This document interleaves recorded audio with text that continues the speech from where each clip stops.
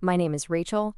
I'm 29, and last Thursday my entire world collapsed when I discovered my parents had secretly changed my grandmother's will while she was dying of Alzheimer's. I made one decision standing in that lawyer's office. I would fight them with everything I had. If you're watching this from anywhere in the world, drop your location in the comments and hit subscribe to hear how I exposed their betrayal. 6 months ago, my grandmother Eleanor started forgetting things. First small stuff, where she put her glasses, what day it was. Then bigger things, my name, where she lived, that Grandpa had died 10 years ago. The diagnosis came swift and brutal. Late-stage Alzheimer's, maybe a year left. I moved back home to Chicago from Seattle, leaving my job as a graphic designer. My parents, William and Christine Morrison, seemed grateful at first. Dad was a financial advisor. Mom ran a real estate agency, both too busy to care for Grandma full-time. My younger brother Josh, 26, was a surgeon in residency, barely sleeping between shifts. My older sister Nicole, 32, lived in Dubai with her banker husband, managing investments. So it fell to me. I moved into Grandma's guest room, became her full-time caregiver. Every morning, I'd remind her who I was. I'm Rachel, Eleanor, your granddaughter, the one who makes you banana pancakes. She'd smile, sometimes remembering, sometimes just trusting. But last Thursday, everything changed when Marcus Chen, Grandma's lawyer for 30 years, called me with urgent news. Marcus Chen's voice was careful over the phone. Rachel, can you come to my office today? Without your parents. It's about Eleanor's will. I told my parents I was taking Grandma to a doctor's appointment and drove to downtown Chicago. Marcus's office was on the 40th floor, all glass and chrome and nervous energy. He didn't waste time with pleasantries. Your grandmother's will was changed 2 weeks ago, he said, sliding documents across his mahogany desk. Your parents brought her in while you were at your cousin's wedding in Michigan. I stared at the papers. The original will, dated 5 years ago, split everything equally between the 4 grandchildren, me, Josh, Nicole, and our cousin David. Grandma's estate was worth approximately $4.2 million. The Lincoln Park house, investment accounts, her late husband's military pension, and a valuable art collection. The new will left everything to my parents. Everything. This can't be legal, I said. She has Alzheimer's. She doesn't even remember my name most days. Marcus nodded grimly. That's why I called you. They brought their own doctor who declared her mentally competent for exactly 1 hour, Dr. Robert Steinberg. I've since learned he's been in financial trouble, tax liens, gambling debts. They bribed a doctor? I can't prove that, but I recorded the signing. He pulled up a video on his computer. There was Grandma, looking confused, Dad guiding her hand to sign while Mom whispered in her ear. Grandma kept asking for me. Where's Rachel? Rachel makes my breakfast. I want Rachel. She's at a wedding, Mom, my father said in the video. Just sign this so Rachel can keep taking care of you. I felt sick watching the video. Grandma trusted them because they were her son and daughter-in-law. She signed because they told her it would help me. The manipulation was breathtaking. Why didn't you stop them? I asked Marcus. They didn't use me. They went to Steinberg's colleague, a notary who owes him favors, but they made a mistake. Illinois law requires 2 unrelated witnesses for will changes involving diminished capacity. One of their witnesses was your mother's cousin Janet. So it's invalid? Potentially. But here's the bigger issue. They've been moving money. Your grandmother's accounts have been steadily drained over the past 3 months. Nearly $800,000 transferred to various accounts. He showed me bank statements, regular transfers of $9,999, just under the federal reporting limit. The money went to accounts in the Cayman Islands, then disappeared. They're stealing from her while she's dying? It appears so. But Rachel, there's more. I had my investigator look into your parents' finances. They're in serious trouble. Your father's been sued by 3 clients for fraud. Your mother's real estate license is under review for misrepresentation. They're about 3 months from bankruptcy. Everything clicked. Their sudden interest in Grandma's care. The way they'd been pushing me to get power of attorney. Mom's comments about how expensive Grandma's care was, despite me doing it for free. What do I do? Marcus smiled for the first time. We fight back. I've already filed an emergency injunction to freeze the remaining assets. Now we build our case. That night, I confronted my parents at dinner. Grandma was already asleep. She went to bed at 7 p.m. now, exhausted from fighting her own mind all day. "How was the doctor?" Mom asked, not looking up from her phone. She was scrolling through luxury vacation rentals in Tuscany. "We didn't go to the doctor. We went to see Marcus Chen." Dad's fork stopped halfway to his mouth. Mom's phone clattered onto her plate. "He showed me the will change, and the video, and the missing $800,000. "You have no idea what you're talking about," Dad said, his financial advisor voice clicking on. Grandma wanted to simplify things, make sure her estate was managed properly. "By stealing it." "How dare you?" Mom stood up. "We're her family. We're protecting her assets." "From who? The grandchildren she actually wanted to inherit?" "You ungrateful," Mom started, but Dad cut her off.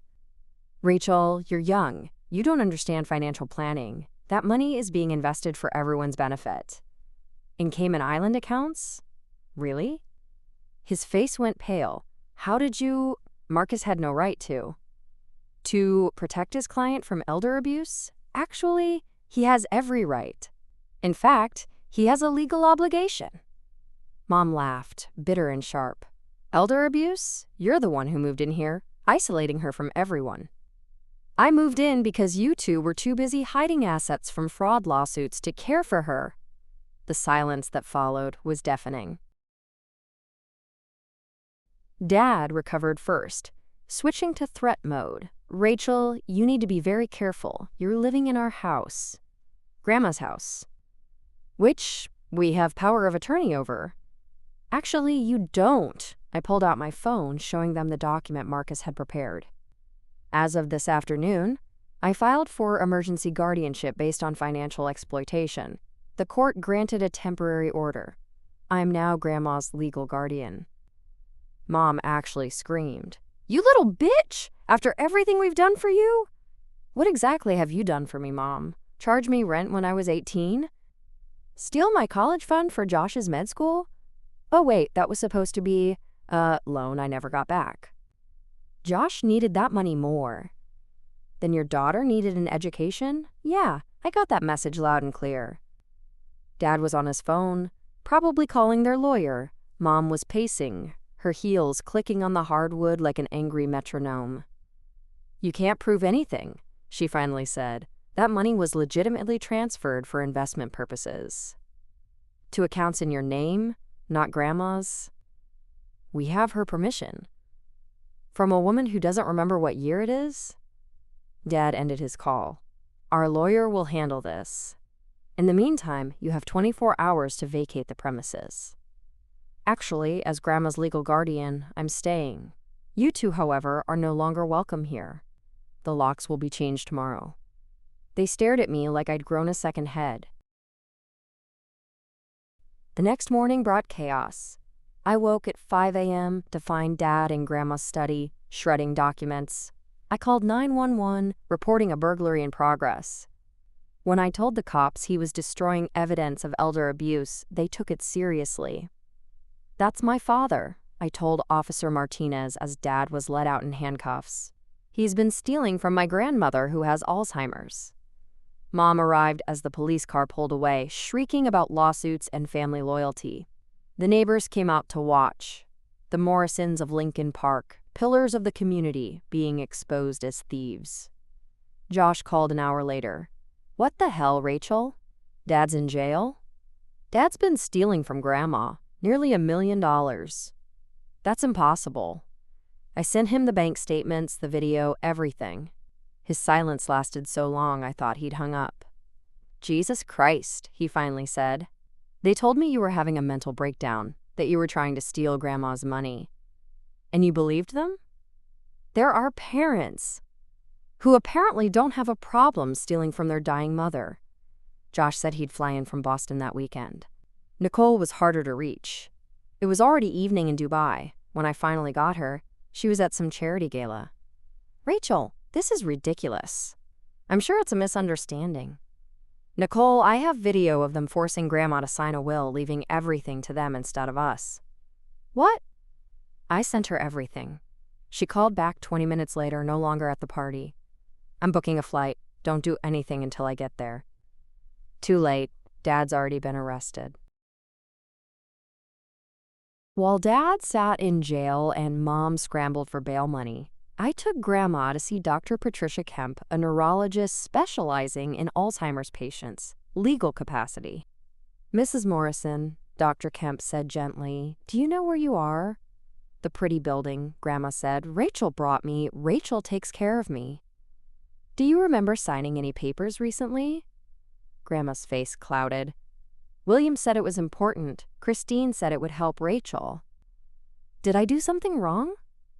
"No, you didn't do anything wrong. Do you remember what the papers were about?" I don't like signing things. My husband always said, read everything twice. But my eyes don't work right anymore." Dr. Kemp ran cognitive tests for 2 hours. Grandma scored in the severe impairment range. She couldn't remember 3 words for more than a minute, couldn't draw a clock, didn't know the current president. "In my professional opinion," Dr. Kemp wrote in her report, "Eleanor Morrison lacks the cognitive capacity to make complex financial decisions or understand legal documents. Anyone claiming she was competent 2 weeks ago is either mistaken or deliberately misrepresenting her condition." That afternoon, Marcus called with news. "The forensic accountant found more. Your parents have been billing Grandma's accounts for management services, $15,000 a month for the past 6 months. "For what management? I'm the one caring for her." "Exactly.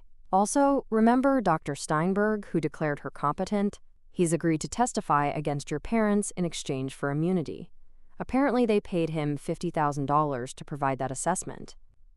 "He's admitting to fraud?"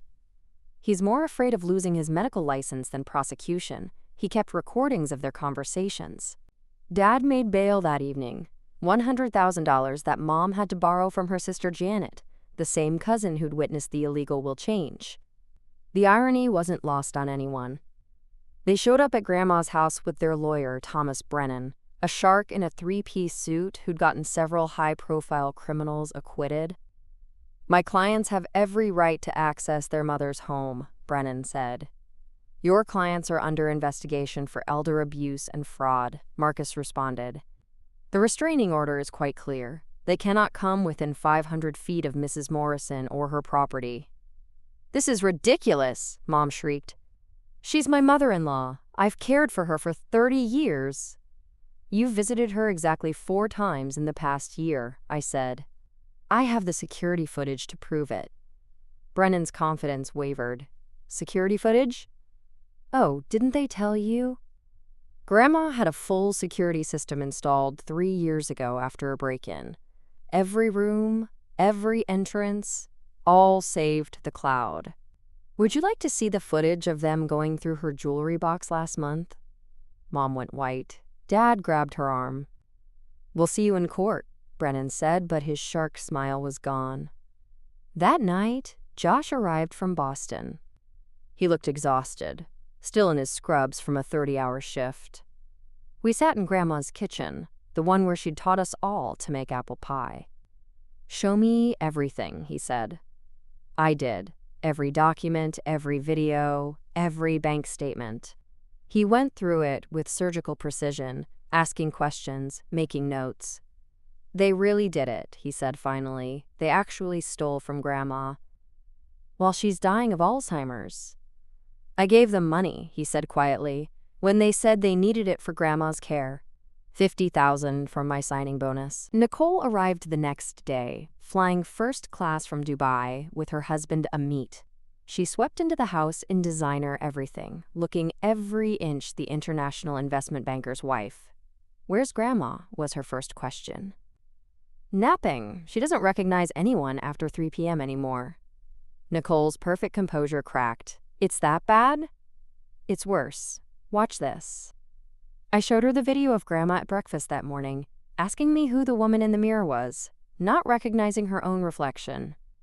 Nicole cried, ruining her perfect makeup. I should have visited more. I should have known. We all should have known about Mom and Dad. Amit, who'd been quiet, finally spoke. In Dubai, this would be criminal theft. The laws here are actually stronger, Marcus said, arriving for our strategy meeting. Elder financial abuse is a felony in Illinois. With the amounts involved, they're looking at serious prison time. We gathered in the dining room. Me, Josh, Nicole, Amit, and Marcus. The same table where we'd celebrated Grandma's 75th birthday last year, back when she still knew us. The criminal case is solid, Marcus explained, but the civil case for reversing the will and recovering the money is more complex. They'll claim Grandma wanted to consolidate assets for easier management. Bullshit, Josh said. Grandma always said she wanted her grandkids to have direct inheritance. No middlemen. Do you have proof of that? Nicole pulled out her phone. Actually, yes. Last Christmas, before she got really bad, we recorded her toast. She played the video. Grandma, still mostly herself, raising her champagne. To my beautiful grandchildren, everything I have will be yours someday. Promise me you'll use it wisely. The next bombshell came from an unexpected source. David, our cousin and Janet's son, called me at midnight. Rachel, I need to tell you something. My mom's involved too. We know she witnessed the will.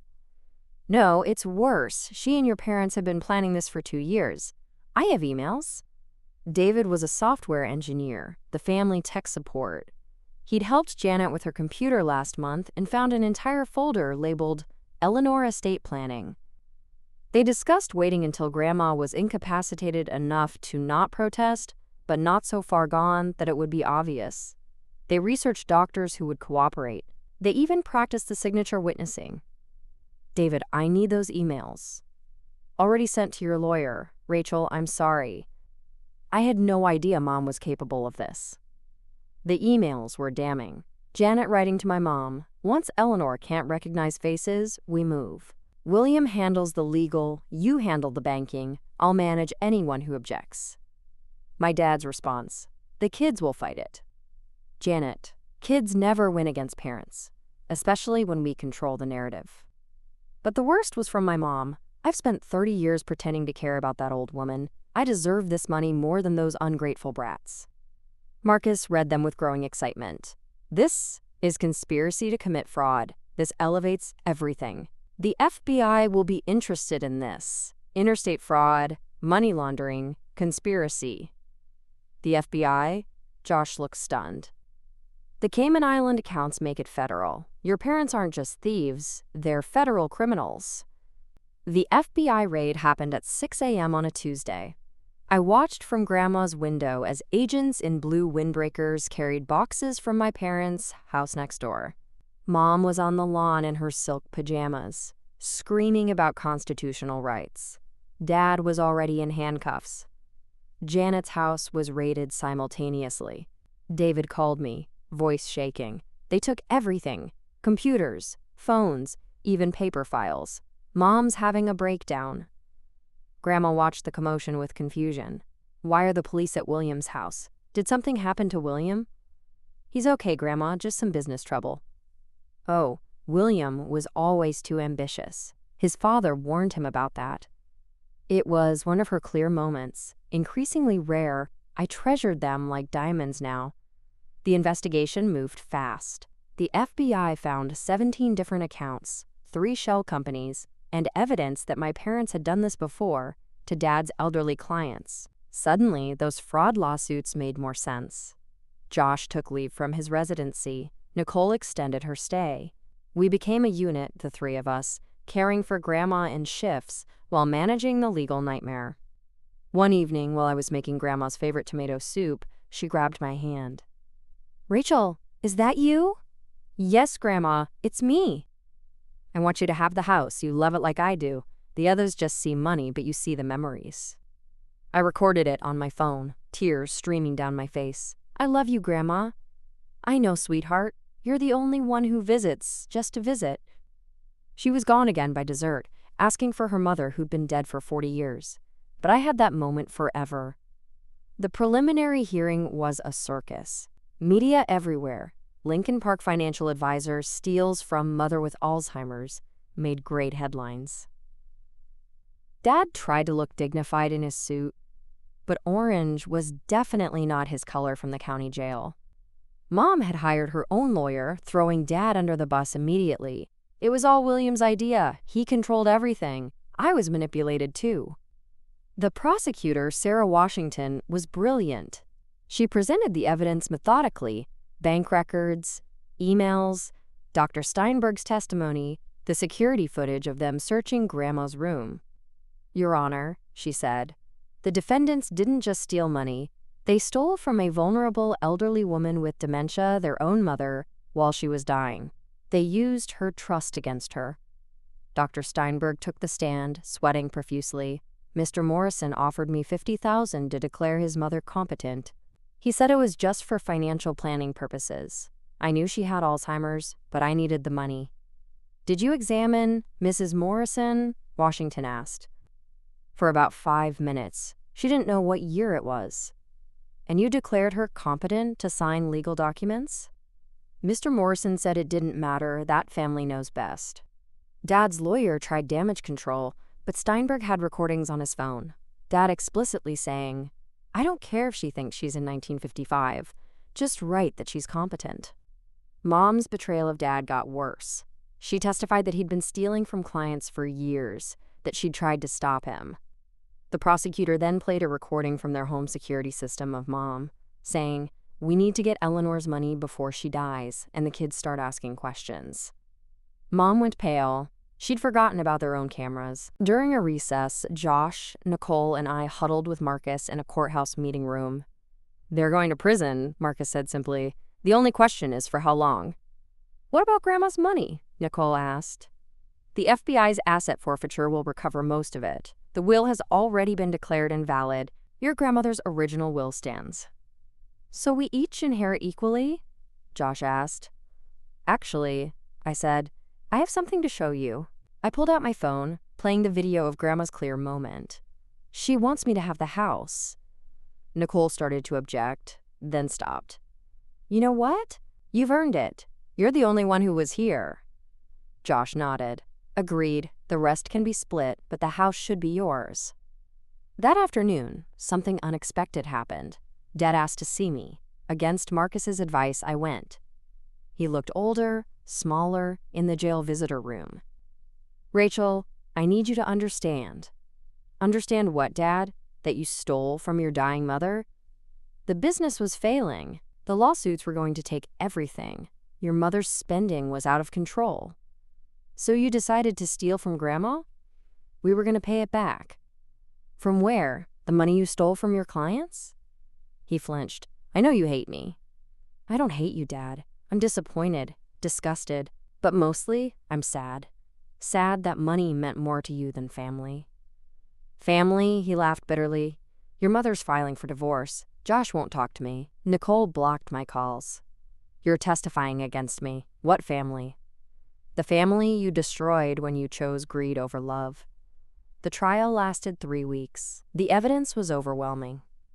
The FBI had uncovered 12 other elderly clients Dad had stolen from over the past 5 years. Mom's real estate fraud went back even further, selling properties she didn't own, forging documents, stealing deposits. Janet flipped on both of them for a plea deal, testifying about the conspiracy in excruciating detail. She produced recordings she'd secretly made of their planning sessions. Insurance in case they turned on her. Christine said Eleanor was going to die anyway, so why should the money go to kids who didn't earn it, Janet testified, avoiding eye contact with everyone. And William had spreadsheets, calculating how much they could take without triggering audits. He said he'd learned from his previous mistakes. The jury deliberated for 2 hours, guilty on all counts. Dad got 15 years federal prison, Mom got 12, Janet got 5 with possibility of parole in 2. Walking out of the courthouse, reporters swarmed us. "How does it feel to send your parents to prison?" one shouted. Josh stepped forward. "Our parents sent themselves to prison when they chose to steal from our grandmother with Alzheimer's. We chose to protect her." That night, we sat with Grandma, who was having a good evening. We didn't tell her about the trial, just that everything was handled. "I want ice cream," she announced. "It's 10 p.m., Grandma," Nicole laughed. "When you're dying, you can have ice cream whenever you want." We all went to the kitchen, 4 generations around the table, eating chocolate ice cream straight from the container. Grandma couldn't remember our names, but she knew we were hers, and that was enough. 2 months after the trial, Grandma's condition worsened dramatically. She stopped recognizing faces entirely, even mine. She'd become afraid of everyone, sometimes screaming when we entered her room. Dr. Kemp recommended hospice care. "She's entering the final stage. It could be weeks or months, but likely not long." We hired round-the-clock nurses, keeping her at home like she'd always wanted. The house became quiet, medical, like a breath being held. One night, I was sitting with her when she suddenly gripped my hand. "I want to go home," she whispered. "You are home, Grandma. This is your house." "No, home, where Henry is." Grandpa had been Henry. "He's waiting for you," I said, tears falling. "He's probably got your coffee ready, just how you like it." She smiled, the first in weeks. 2 sugars, no cream.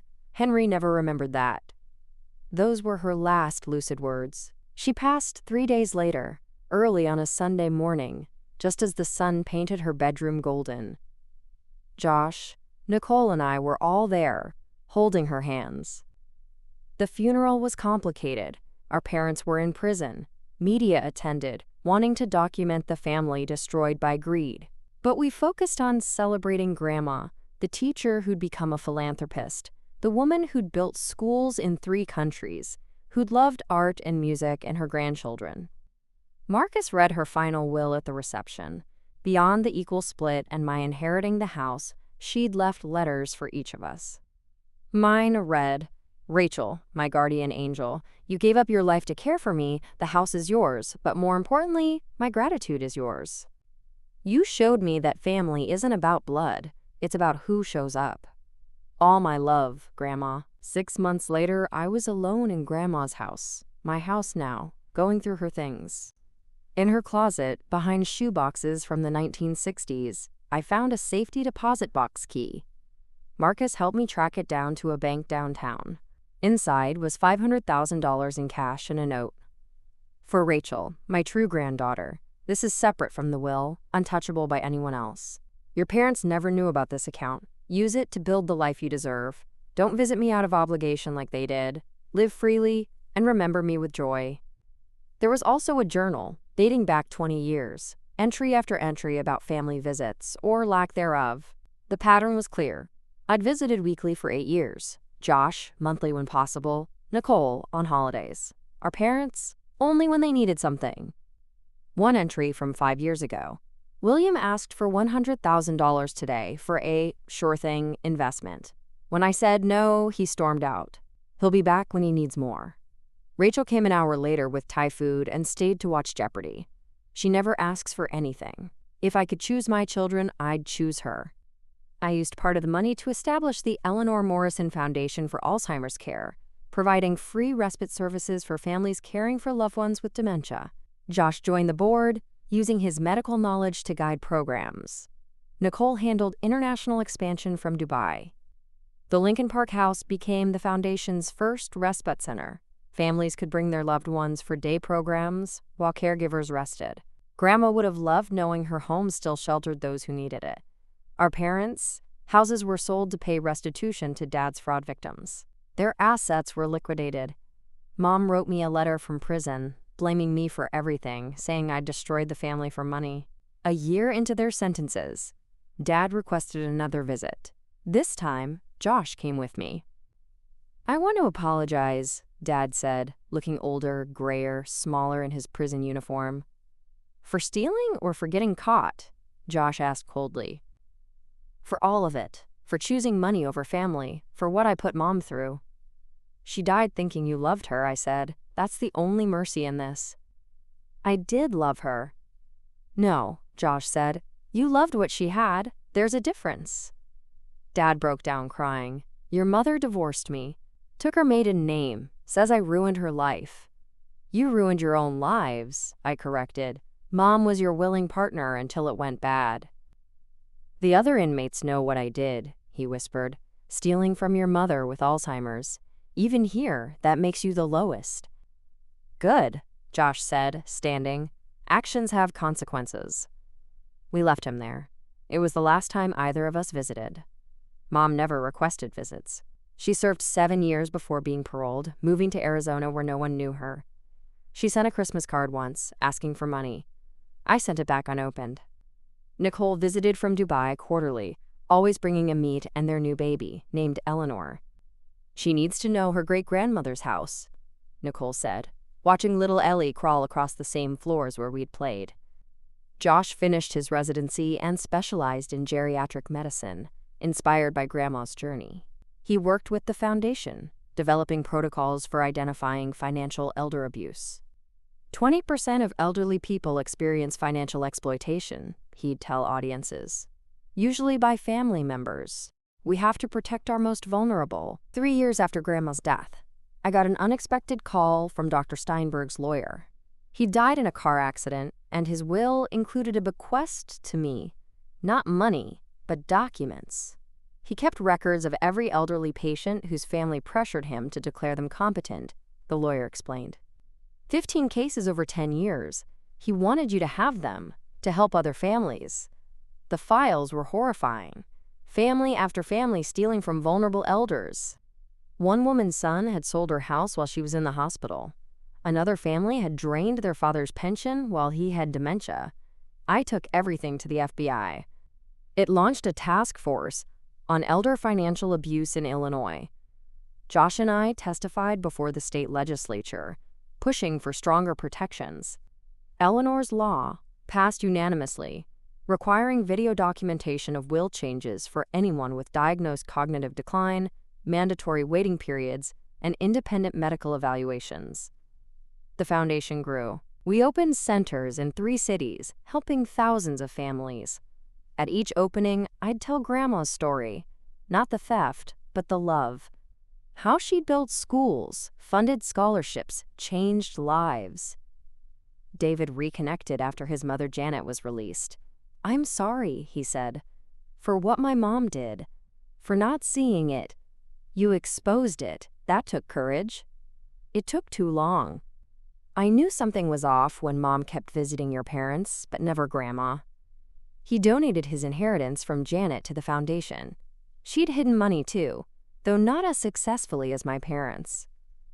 One day, a woman approached me at the Chicago Center.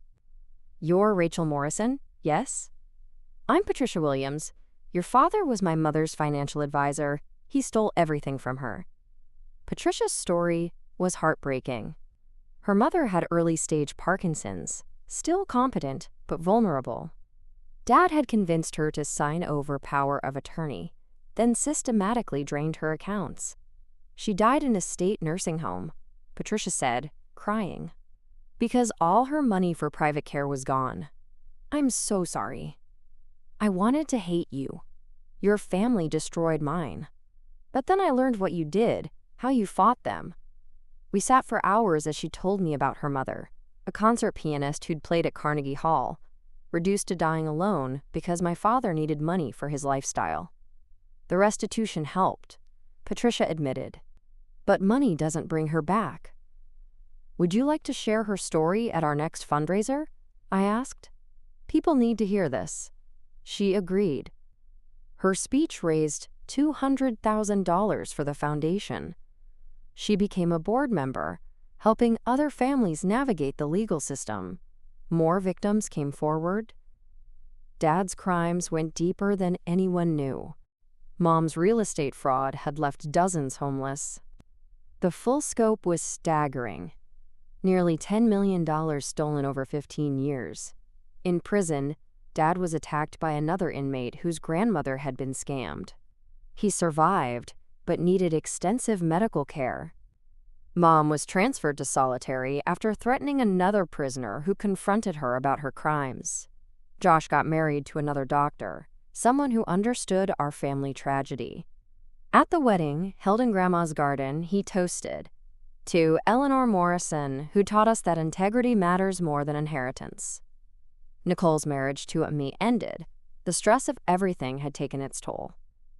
She moved back to Chicago with little Ellie, taking a job at a local investment firm, wanting to be closer to family. 5 years after Grandma's death, I was contacted by a documentary filmmaker wanting to tell our story. "Elder financial abuse is an epidemic," she said. "Your case could help millions." Josh and Nicole agreed to participate. We spent months being interviewed, providing documents, reliving the nightmare. The hardest part was watching the footage of Grandma, confused and trusting, signing papers she didn't understand. The documentary, Betrayal of Trust, premiered at Sundance. It followed 3 families, ours included, showing how elder abuse happens in good families, wealthy families, loving families, until money becomes involved. The film included prison interviews with Dad and Mom. Dad seemed broken, accepting responsibility. I became someone I don't recognize. Greed is a disease, and I let it consume me. Mom remained defiant. I was entitled to that money. I spent 30 years dealing with that family. I earned it. The contrast was stark. Even other prisoners in the documentary condemned them. One lifer said, "I killed a man in a bar fight, but at least I didn't steal from my dying mother." After the premiere, a man approached me. "I'm Henry Williams, Patricia's brother. I wanted to thank you for what you've done for our family." "I can't undo what my father did." "No, but you've done everything possible to make it right. My mother would have liked you." The documentary won an Emmy and sparked national conversation about elder abuse. States began adopting versions of Eleanor's law. The FBI created a dedicated elder fraud unit. But the best outcome was personal. At a screening, a young woman stood up during Q&A. "My name is Sarah Chen," the young woman said. "Last year, I discovered my parents were stealing from my grandfather with dementia. Your documentary gave me the courage to report them. They're in prison now, and my grandfather is safe. Thank you." After the screening, Sarah found me. I felt so alone. Everyone said family business stays private, but you showed me that protecting the vulnerable matters more than protecting abusers. "How's your grandfather?" "Better. He's in a memory care facility I can actually afford because we recovered most of the money. He doesn't remember the theft, which is a blessing." Stories like Sarah's poured in. The Foundation's hotline received hundreds of calls from people recognizing abuse patterns. We hired counselors, lawyers, social workers. What started as honoring Grandma became a national movement. Josh published a paper in JAMA about medical professionals' role in identifying elder abuse. "Doctors are mandatory reporters for child abuse," he wrote. "Why not elder abuse?" Nicole started an investment fund specifically for elder care facilities that met strict ethical standards. Money drove our parents to evil. Maybe it can drive others to good. On the 6th anniversary of Grandma's death, we held a memorial at the foundation. Hundreds came. Families we'd helped, volunteers, staff. Marcus Chen, still our lawyer and now foundation counsel, spoke. "Eleanor Morrison's legacy isn't the money she left. It's the thousands of elderly people now protected because her granddaughter had the courage to fight her own parents." That night, alone in Grandma's house, I found an old video on my phone, Grandma at Christmas, before the Alzheimer's, laughing at Josh's terrible joke. 7 years into their sentences, Dad died in prison. Heart attack during a workout. The guard said he'd been trying to get healthy, hoping for early release on good behavior. Josh and I handled the arrangements. Only 5 people attended his funeral. Us, Nicole via video from Dubai, and 2 former colleagues who remembered him before the greed consumed him. "He was a different man once," one said. "Brilliant, actually. Ethical. I don't know when he changed." When he decided money mattered more than people, I replied. Mom was allowed to attend in shackles. She looked ancient, her designer facade long gone. "This is your fault," she hissed at me. If you just shared the money, none of this would have happened. If you hadn't stolen from Grandma, none of this would have happened, Josh corrected. She served 2 more years before release. Last I heard, she was living in a trailer park in Nevada, working as a grocery cashier. She sent 1 letter asking for help. Nicole responded with a restraining order. The foundation continued growing. We expanded internationally, partnering with organizations in 20 countries. Elder abuse, we learned, was universal. Culture and laws differed, but greed remained constant. I met someone at a conference, Amanda, a prosecutor specializing in elder abuse cases. She understood the complexity of loving and hating your family simultaneously. We married in Grandma's garden, with Josh officiating and Nicole as my maid of honor. To families we choose, Amanda toasted, and the courage to protect those who can't protect themselves. David became close family, the cousin who'd done right when it mattered. 10 years after Grandma's death, the foundation had helped recover over $100 million for elder abuse victims. Eleanor's Law had been adopted in 42 states. The documentary had been translated into 15 languages. I was invited to testify before Congress about federal elder protection legislation. In the hearing room, I saw a familiar face, Mom, now out of prison, sitting in the public gallery. She looked small, defeated, nothing like the woman who'd terrorized my childhood with her need for perfection and wealth. After my testimony, she approached. "Rachel, you're violating the restraining order. It's a public building. I have rights. What do you want?" "To apologize." I laughed. "Now, after everything?" "I've lost everything. My husband, my children, my reputation, my freedom. I work minimum wage. I live in a room I rent week to week. I have nothing. You have exactly what you gave Grandma in her final years. Nothing." "I loved her." "You loved her money. There's a difference." "You're just like her," Mom said bitterly. "Self-righteous, judging everyone." "No, I'm exactly like her. I protect people who need protecting, even from their own families." Security escorted her out. It was the last time I saw her. The federal legislation passed. The Eleanor Morrison Elder Protection Act made elder financial abuse a federal crime with mandatory minimums. It felt like justice, finally. Today marks 15 years since Grandma died. I'm 44 now, with 2 daughters, Eleanor and Margaret. They play in the same rooms where I played, where Grandma played as a child. The house is full of life again. Josh runs the medical side of the foundation, having become a nationally recognized expert on elder abuse. He's saved countless lives by teaching doctors to recognize the signs. His own kids call me Aunt Rachel, and we gather every Sunday for dinner, just like Grandma would have wanted. Nicole returned permanently from Dubai, becoming the foundation's international director.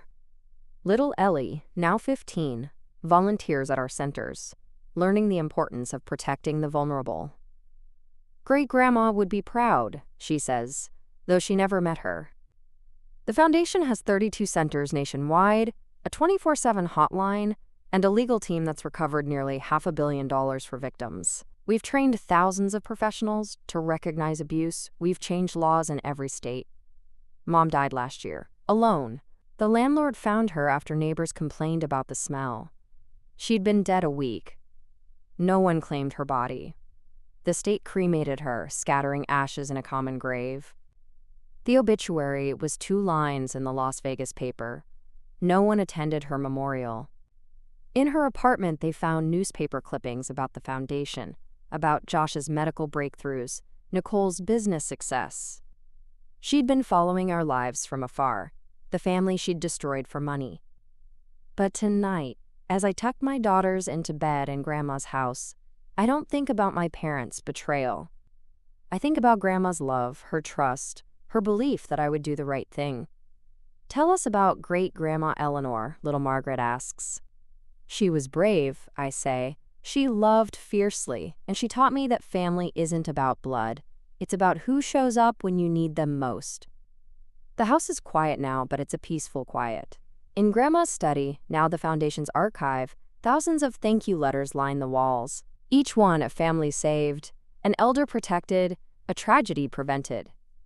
Grandma's portrait hangs in the main hall, painted from a photo taken before the Alzheimer's. Her eyes seem to follow you, not judging, but protecting. Underneath, a plaque reads, Eleanor Morrison, 1935 to 2014. She protected those who couldn't protect themselves. I often wonder what she'd think of everything that's happened. The betrayal, the trials, the prison sentences, the foundation, the laws, changed in her name. I think she'd be sad about my parents, but proud of what grew from that sadness. Last week, a young woman called our hotline. I think my parents are stealing from my grandmother with dementia, she said. I don't know what to do. We'll help, I promised. You're not alone. Because that's Grandma's true legacy, not the money my parents tried to steal, but the network of protection we built from their betrayal. Every elder saved from abuse, every family helped, every law changed. That's Grandma saying what she couldn't say at the end. I see what you're doing. I remember. I love you. The will my parents changed behind my back was meant to be their victory.